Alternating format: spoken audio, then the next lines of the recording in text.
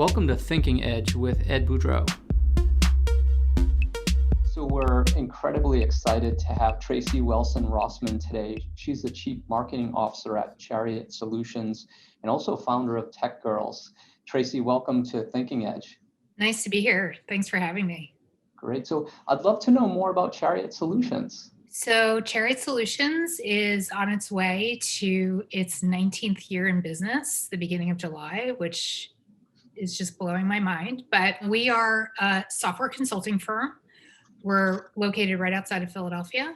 We started off specifically working with the Java language so many years ago. And we were a group of people who came from another company and started the consulting firm based on our experiences with early stage Java at that point. So we formed our company with the idea of what was then what I called West Coast culture. So we were using Java, early adopters of using open source technologies, really the idea of smaller teams with really, really bright, engaged senior engineers could make a huge difference in solving your complex business needs and challenges. And that has grown from Java, and we've moved along to, as new tools and technologies have come along, we've been on the forefront of that. And we work with all different size businesses, from startups to Fortune 100 companies.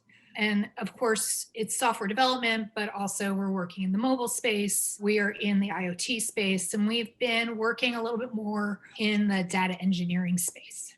Great. Thanks for that background. So over the 19 years, I'd love to know more about TechGirlz and, what you saw, the inspiration, behind that. How did that come to be? And I'd love to know more about that. Sure. Well, TechGirlz was born from what I was seeing in the technology space that I was living in. So when you're a startup, you wear many different hats, and I was part of recruiting for Chariot Solutions. And we weren't seeing that many women come through the pipeline. And it made me extremely curious as to why that was happening. And this is probably about 15 years ago. So this was before diversity and inclusion was a thing. And it took me a while to sort of, do the research and have a better understanding of what may be some of the causes of this lack of women coming through our pipeline. And, what I soon discovered was that girls were self-selecting out of technology careers around 9th grade. And these were based on a couple of studies that I had read from 2000 and 2005, very similar conclusions from both studies. And I think we still see this same information and stats coming out today. So I decided middle school was where we would focus, put together a group of like-minded people, took a year to do the research and have a better understanding. Remember, I'm still doing this and working my regular job, but it gave me a really, the Chariot Solutions side of my life allowed me to talk to developers, have a better understanding of what they thought about this diversity issue. And we decided that the best way to get more girls into tech was to give them sort of what I term the smorgasbord of opportunities to really see that technology wasn't just about coding. The original name that we had come up with was Girls Who Code, which of course somebody else used. And one of the reasons we decided to go with TechGirlz was because we felt that tech was more than just coding. And that was from one of my early advisors. And certainly we have seen that play out over the last 15 years. We started the first program 11 years ago. And then 2 years ago, the TechGirlz was acquired by a larger nonprofit. I still sit on the board, but I believed it was the best thing for the nonprofit to allow it to scale and expand, since I was not giving up my day job. That's amazing. What do you see the work to be done in the future is around enabling women within technology? So there's still a lot of the same issues that I saw in the initial research haven't changed much, even though the discussion of having more diversity and having more underrepresented people be part of tech careers. And there's so many issues. I like to call it's an onion of these different pieces. One is, again, I think that one of the biggest issues is how do we show in the media what somebody who is in technology, what they look like, or in science. We haven't really updated that view. It's a very narrow view. So I think we need to change that. I think we need to see more role models. And when I say role models, sometimes it's just a visual. So I think that's one thing that's really important. I think that we have to change the discussion around what a technologist is. And that's something that I've been trying to do for a while. Is technology, as much as I make a living from software development, technology is not just about coding. It's part of it is an important part, of course, but it's not everything. So how do we open up the doors to have a more wider concept of what tech is? So I think that's important. And I think that we continually have to inform the public that girls and women are smart and they can do math and science. But math and science don't necessarily mean that they can't be a technologist, but it's a change of perception. And I'll just bring this story that I'm on this Facebook group of women in tech, and a woman who was on a call who is a software developer. There was a man on the phone who said that, or on the call. Of course, nowadays we're not in person, so I guess it was a phone call, that men are just smarter and that they can code faster. And this is May 2021 that we still are dealing with these outdated views. We can fight against that, but how does that relate back to a girl who is 12, 13, if they're hearing that from various sources?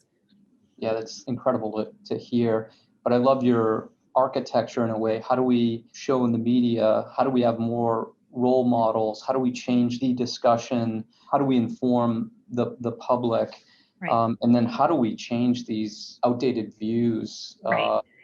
And these are cultural, some of them are cultural issues. Right. There's another piece of this that I like to talk about, which I term the path. So we really have to think about this in the long term. So it can't just be about middle school girls. If we get our middle school girls excited, which was part of what the goal for TechGirlz is to really get girls to have a better understanding of what they can do with technology.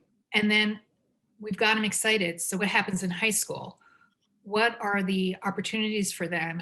How are we empowering the parents and the teachers and the school counselors and peers to be supportive of these girls' dreams and ambitions? Then what happens in college? How are they being supported? And then, the first job. So all of these things, there's obstacles along the way that are still in place that we really have to start thinking about. We have to normalize the idea that girls and women can be in technology, that this isn't, something that there's an outlier, a unicorn.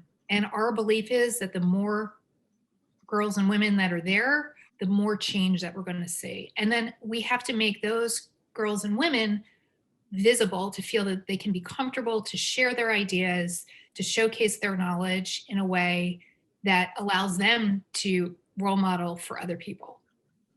Yeah, I love that. Almost creating an arc of success all along that path, and enablement, empowerment, normalization, but maybe even, more than that, creating that level of excitement all along that path, and exposure, and becoming a role model themselves to create energy and, invest in others as they go through their career. That's beautiful. Exactly. I love that. And then, it sounds like your passions, around girls in tech, but also, Chariot Solutions as well. And thinking about, you're really a driver of ideas. And I think of different kind of realms of, are you a thinker, a builder, a connector, a producer? It sounds like you're all of those. Yeah. I did not see myself as a builder until several years ago when a friend of mine who sees herself as a connector, Mm, I didn't see myself as that, but I definitely feel that I'm a builder as well as a producer. It's easy to have ideas. It's difficult to start getting those ideas, putting them in motion, having the patience for them to seed, to, have the network that is necessary to move an idea along. And I think that it's important to understand that we're talking about this in the business realm, but I think that there are ways of doing this in the nonprofit world. And it also doesn't necessarily mean that you are the leader, but how can you start by doing this on a smaller scale? I think that's important. I think that's one of the things that, I slowly came to realize that I was doing this. I had the idea. And the other thing is I'm not always the idea person, but I can see somebody else's idea and then figure out how to build it and then how to produce it. And those are I, all different skill sets. yeah. When you think about the journey of an idea, because it sounds like you've brought incredible things to the world clearly, how do you think about the journey of the idea and how do you keep that alive? How do you keep the excitement around that? How do you think about that structure? So, it's interesting. So literally just launched a new product, which will hopefully be a business. Well, it will be a business once we get the paperwork in place 2 weeks ago. So I'm in it again. I don't know why, but these ideas just keep popping out. So, I'm there again, and you have to have patience. And I love how you say, how do you keep the enthusiasm going? Because I don't believe, yes, there are people who are ideas that are overnight successes, that they go viral very quickly. But for the most part, you're seeing things that when you think they were an overnight success, there's all this backstory behind that you're not even aware of. So the idea, just so I can talk about it, is it's called Journal My Health. And it again is based on an experience that I've had. It's a health app, and we are hoping to empower patients with chronic pain. And we're starting with those with long COVID, actually chronic conditions, to be able to capture their data, whether it is subjective data or what is passive data through a watch or some other wearable, as well as other apps that are on your phone, and visualize that data so that you can better tell your health story, either to your healthcare professional or for you to have a better understanding of your triggers and just have a better understanding of what's going on with yourself.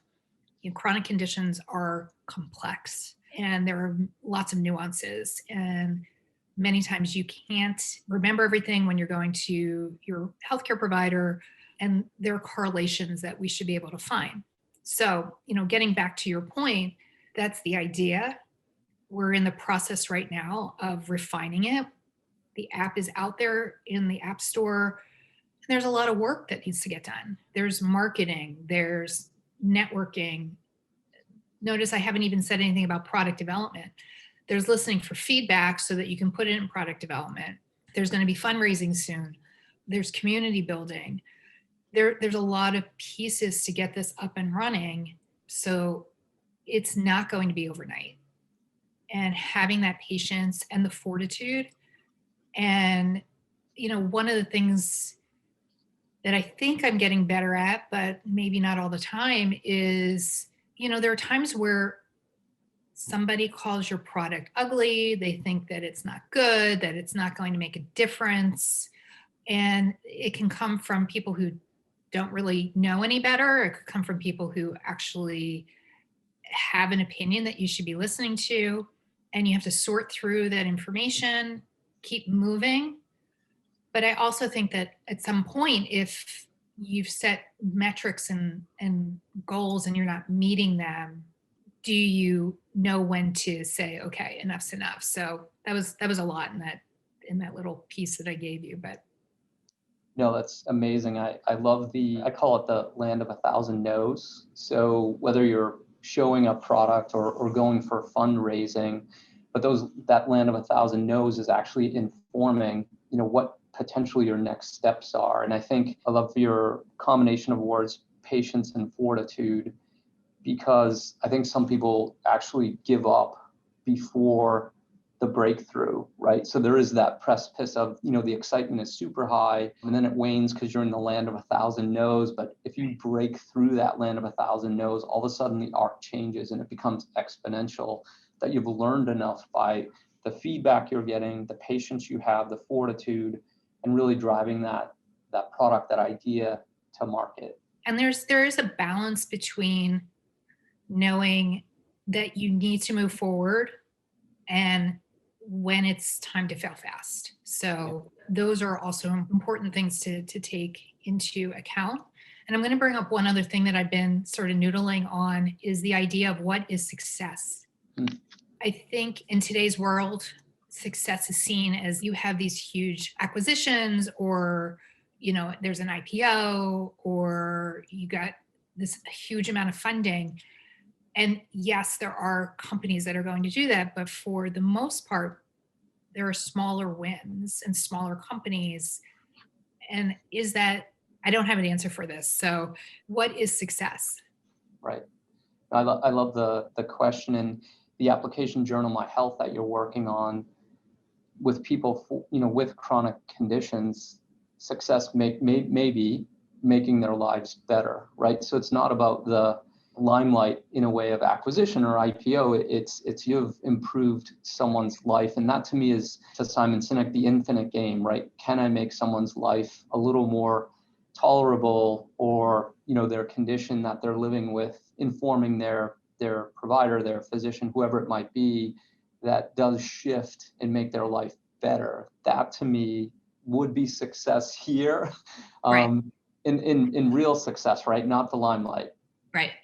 But sometimes we do need to make money. So, Yeah. So I want to do that, but I also would like to be able to, I've done the nonprofit thing and I'm really ecstatic with, what I'm seeing, the Creating IT Futures / TechGirlz team, where they're headed and what they're doing, and knowing that I made that right decision to move my baby to another entity so that they can help it grow up even further. I mean, that's a whole other thread that we can talk about, is like when founders need to know when it's time for them to either bring in other people or understand where their abilities need help. That's a whole other show. And the last part of this for me is, and heading back to, like, how does this all tie together? Why are you doing a healthcare app? It is based on a personal experience that I have. But, when I think about, I've been working in tech and now I've been helping to get other girls inspired to do tech, to innovate using technology. I'm now that person. So I hope to be that visible person to say, I don't code, but I'm working with developers. I'm the product manager on this. So I am a woman who's using technology to innovate within an industry. Tracey, I love that. And thank you for being the leader you are, bringing incredible things to the world. So I'm grateful for you in this conversation as well. If you were to take 3 pieces of what you've learned over your career and advise women in technology, advise others, what would those 3 pieces of advice be for them? The biggest one for me, I will say all the time, is don't be afraid. Now, and it goes into the next sort of piece of advice, which is be willing to take risk. Now, those 2 things do go together in a way of, I'm not saying for you to go jump off a bridge and taking that risk. Don't be afraid to jump off the bridge and to take the risk of, breaking all of your bones in your body. So have an understanding of what that risk is. What are you willing to risk? Maybe sometimes you've got to not be afraid to push what that risk looks like. I hear a lot of people, I have a new idea, we want to try something, and I hear, oh, well, if it fails, it's going to reflect poorly on you. Like, how is that possible? It doesn't reflect poorly. It's how you represent yourself. So then people are afraid to even get started because they're afraid to fail. So take that out, the failure piece. It is okay to fail, but I wouldn't put this is part of the 1 and 2. Understand what are those guide rails, and when it is time to give up, move on, that's okay. There are many people, so many people, probably the majority of people, who don't even try. So you're going to learn from that failure and you're going to build on that. And I know that sounds like new agey, but it is the absolute truth. And then the third one that I tell people, and I know this sounds very like offbeat, but as you move on in life and you are ready to partner, make sure your partner is supportive. I can't even tell you, and I heard this first from Sheryl Sandberg, having a supportive partner is going to be key for you as you move on. And that's whether it's childcare issues or allowing you to explore some of the outer edges of your career, being supportive of you having a career. Everyone should think about who they are partnering with as they, move on along in life. Right. Oh, it's great. I love the 3 pieces of advice. Don't be afraid. Take those calculated risks, run experiments, see how you're mapping against those experiments, whether you've achieved them, if it's a failure or not, and then a supportive partner that is supporting you in your endeavors and taking those calculated risks and perhaps enabling you to move from being afraid to actually creating something new and different in the world. And Tracey, I couldn't be more grateful for you today. We really look forward to your product being launched in the healthcare space. I know it's a really big problem you're solving for folks with chronic conditions. So thank you for that as well. Thank you. Thanks so much for having me today.